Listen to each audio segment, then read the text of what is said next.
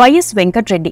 ఈ పేరు ఈ తరానికి తెలియకపోవచ్చు, కానీ వైఎస్ రాజారెడ్డి, వైఎస్ రాజశేఖరరెడ్డి పేరు తెలియని వారు ఉండరు. ప్రస్తుత పరిస్థితుల్లో వైఎస్ కుటుంబానికి గతంలో ఉన్న వ్యాపారాలేంటి అనే చర్చ ఇప్పుడు జరుగుతోంది. అదే సమయంలో వైఎస్ కుటుంబానికి ఇంత పేరు రావడానికి ముఖ్యమైన కారణం ఎవరు అనే చర్చ కూడా సోషల్ మీడియాలో నడుస్తోంది. ఈ వీడియోలో ఆ అంశాలు తెలుసుకుందాం. ఫ్రెండ్స్, ఈ స్టోరీలో చెప్పిన విషయాలు రాయలసీమ ప్రాంతంలోని వివిధ పార్టీలకు చెందిన నాయకులు వివిధ సందర్భాల్లో చెప్పిన మాటలను బట్టి సేకరించిన అంశాలు మాత్రమే. ఇక అసలు విషయానికి వస్తే, వైఎస్ వెంకట్రెడ్డి గారు కడప జిల్లా సింహాద్రిపురం మండలం బలపనూరులో పుట్టారు. వెంకట్రెడ్డి గారి తండ్రి పేరు పుల్లారెడ్డి, తల్లి పేరు అచ్చమ్మ. వారి మూడో కుమారుడు వెంకట్రెడ్డి. వీరిది మధ్యతరగతి వ్యవసాయ కుటుంబం. వెంకట్రెడ్డి గారు తిరుమల శ్రీ వెంకటేశ్వర స్వామి వారికి పరమ భక్తుడు. తన మేనమామ అంటే అచ్చమ్మ గారి తమ్ముడి పేరు చినకొండారెడ్డి. ఈయన తెలుగు మాస్టారు, కవి. ఆయన వద్దే కొన్నాళ్లు చదువుకున్నారు వెంకట్రెడ్డి. సీస పద్యాలు రాసేవారు కూడా. ప్రతిరోజు స్నానం చేశాక పంచాక్షరి మంత్రజపం చేయకుండా బయటకు వచ్చేవారు కాదట. ఇక తరచూ తిరుమలను సందర్శించుకునేవారు. వెంకట్రెడ్డి గారికి తమ సమీప బంధువైన గంగమ్మతో పెళ్లి జరిగింది. ఈమె మొదటి పేరు బోనాల లక్ష్మమ్మ కాగా గంగమ్మగా మారిందని చెబుతారు. వీరికి ఒక కుమారుడు, పేరు చినకొండారెడ్డి. అయితే పిల్లవాడు పుట్టాక కొంతకాలానికే గంగమ్మ చనిపోవడంతో ఆమె చెల్లెలైన మంగమ్మను పెళ్లి చేసుకున్నారు వెంకట్రెడ్డి. అయితే ఇక్కడే మరో వాదన కూడా ఉంది.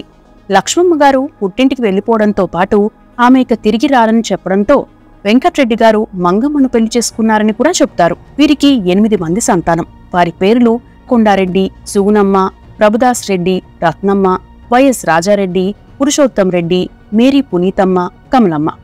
అంటే వెంకట్రెడ్డి గారికి మొత్తం 9 మంది సంతానమని చెప్పవచ్చు. తమకు ఉన్న భూమిలోనే తండ్రితో పాటు కలిసి వ్యవసాయం చేస్తూ కుటుంబాన్ని పోషించే వెంకట్రెడ్డి గారికి తన పిల్లలు బాగా చదువుకోవాలని, ఉన్నత స్థాయికి రావాలని కోరుకునేవారు. పిల్లలను దగ్గరలోని మిషనరీ స్కూల్కి పంపించారు. అయితే వెంకట్రెడ్డి గారి పిల్లల్లో మిగతావారు బాగానే చదువుకున్నా వైఎస్ రాజారెడ్డికి, చినకొండారెడ్డిలకు చదువు అబ్బలేదు. ఈ చినకొండారెడ్డి ఎవరంటే అవినాష్ రెడ్డికి ముత్తాత. ఇక ఆ కుటుంబంలో వైఎస్ రాజారెడ్డి, చినకొండారెడ్డి తప్ప మిగతావారంతా ఉన్నత చదువులు చదివారు. ప్రొఫెసర్లు, డాక్టర్లు అయ్యారు. రాజారెడ్డి గారి సిస్టర్ సుగుణమ్మ కడప జిల్లాలోనే మొదటి మహిళా గ్రాడ్యుయేట్ మాత్రమే కాకుండా గోల్డ్ మెడలిస్ట్ కూడా. అయితే అప్పటి పరిస్థితుల్లో కుటుంబాన్ని పోషించాలంటే వెంకట్రెడ్డి గారికి ఆర్థికంగా చాలా ఇబ్బంది అయ్యేది. తమకు ఉన్న పొలం ద్వారా వచ్చే ఆదాయం సరిపోయేది కాదు. ఇక ఆ టైంలోనే బ్రిటిష్ వారు దేశవ్యాప్తంగా క్రిస్టియన్ మిషనరీల ద్వారా క్రైస్తవ మత మార్పిడులను ప్రోత్సహించేవారు. ఆర్థిక ఇబ్బందులు ఎదుర్కొంటున్న వారిని గుర్తించి వారికి వివిధ ఆశలు చూపేవారు. అలాగే వెంకట్రెడ్డి గారికి 9 మంది సంతానం ఉండడం, పెద్ద ఫ్యామిలీ కావడంతో కడప సిఎస్ఐ స్కూల్ ఫాదర్ ప్రత్యేకంగా పులివెందులకు వచ్చి తమ వారి ద్వారా వెంకట్రెడ్డి గారిని కలిసేవారని చెప్తారు. ఈయనది కోల్కతా, ఇంగ్లీష్ మాత్రమే వచ్చు.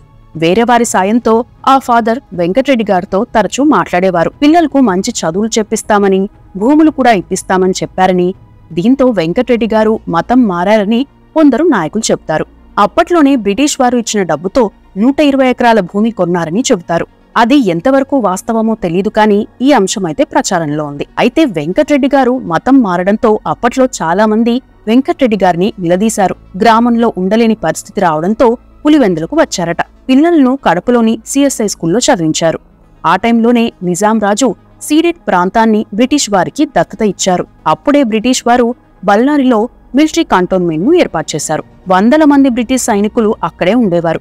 వారికి భారతీయ వంటకాలు పెద్దగా నచ్చేవి కాదు. మాంసాహారం అంటే అప్పట్లో కోడికూర, మేకకూర మాత్రమే ఉండేవి. దీంతో ఆ కంటోన్మెంట్ కమాండెంట్ బ్రిటన్ కు ప్రత్యేక లేఖ రాసి స్థానికంగా తాము గొడ్డుకూర, పంది మాంసం కొనుక్కునేలా అనుమతి తెచ్చుకున్నారు. ఆ బ్రిటిష్ కంటోన్మెంట్ కమాండెంట్ తో కడప సిఎస్ఐ స్కూల్ ఫాదర్ కి మంచి సంబంధాలు ఉండేవి. మత మార్పిళ్లను బాగా చేస్తున్నారని ఆయనకు పొగడ్తలు కూడా ఉండేవట. ఆ పరిచయంతో తమకు స్థానికంగా ఫ్రెష్ పంది మాంసం, గొడ్డు మాంసం సప్లై చేసేవారు ఎవరైనా ఉంటే చూడు అని బ్రిటిష్ కమాండెంట్ ఆ ఫాదర్ కి చెప్పడం, ఆ ఫాదర్ వెంకట్రెడ్డి గారికి చెప్పడం జరిగాయి. దీంతో పలు ప్రాంతాల్లో ఎంక్వైరీ చేసిన వెంకట్రెడ్డి గారు బయటి వారెందుకు, నేనే సరఫరా చేస్తాను అని చెప్పారట. అలా చుట్టుపక్కల ప్రాంతాల్లో ఉన్నవారి నుండి మాంసం సేకరించి బళ్ళారికి పంపేవారు. అలా బ్రిటిష్ వారి హయాంలో పరిచయాలు ఏర్పడ్డాయి. ఆ క్రమంలోనే వెంకట్రెడ్డి గారు ఇంగ్లీష్ నేర్చుకున్నారు కూడా. డైరెక్ట్ గా బ్రిటిష్ అధికారులతో కమ్యూనికేట్ అయ్యేవారు. ఇక సిఎస్ఐ స్కూల్ కి అప్పట్లో ప్రహరీ లేదు. దీంతో ఆ స్కూల్ గ్రౌండ్ అంతా అస్తవ్యస్తంగా ఉండేది.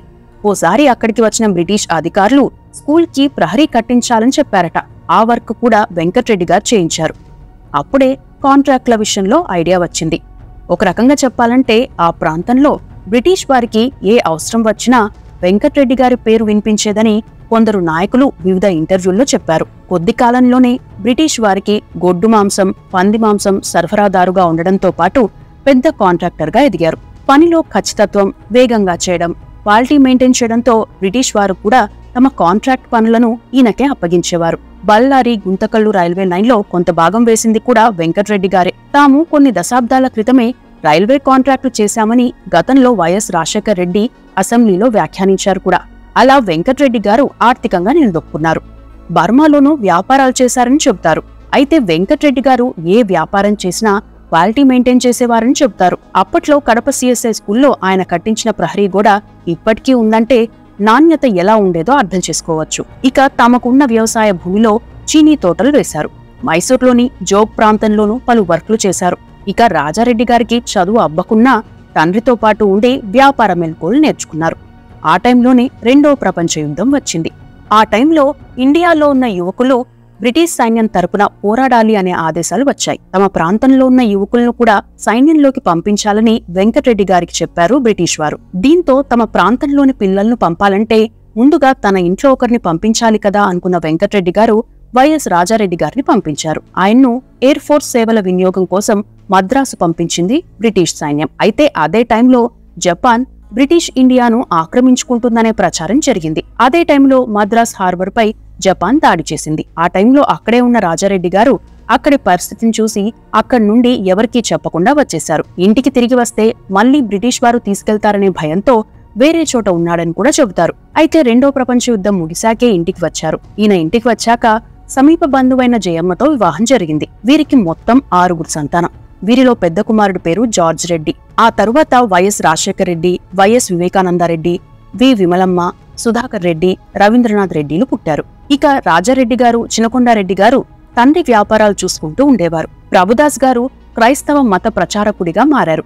వీరే కాదు, ఈ కుటుంబంలో చాలా మంది క్రైస్తవ మతాన్ని ప్రచారం చేసేవారు. అదే టైంలో వైఎస్ రాజారెడ్డి గారికి రాజకీయాలపై ఆసక్తి ఉన్నా అప్పటి వరకు జోక్యం చేసుకోలేదు. ఆ టైంలో ఆ ప్రాంతంలో 2 నాయకుల ఆధిపత్యమే ఉండేది. వారిలో ఒకరు రెడ్డి కమ్యూనిటీకి చెందిన డిఎన్ రెడ్డి గారు కాగా, మరో వ్యక్తి బలిజ వర్గానికి చెందిన సైకిల్ షాప్ కొండన్న. వీరిలో డిఎన్ రెడ్డి గారు ఆర్థికంగా బలవంతుడు.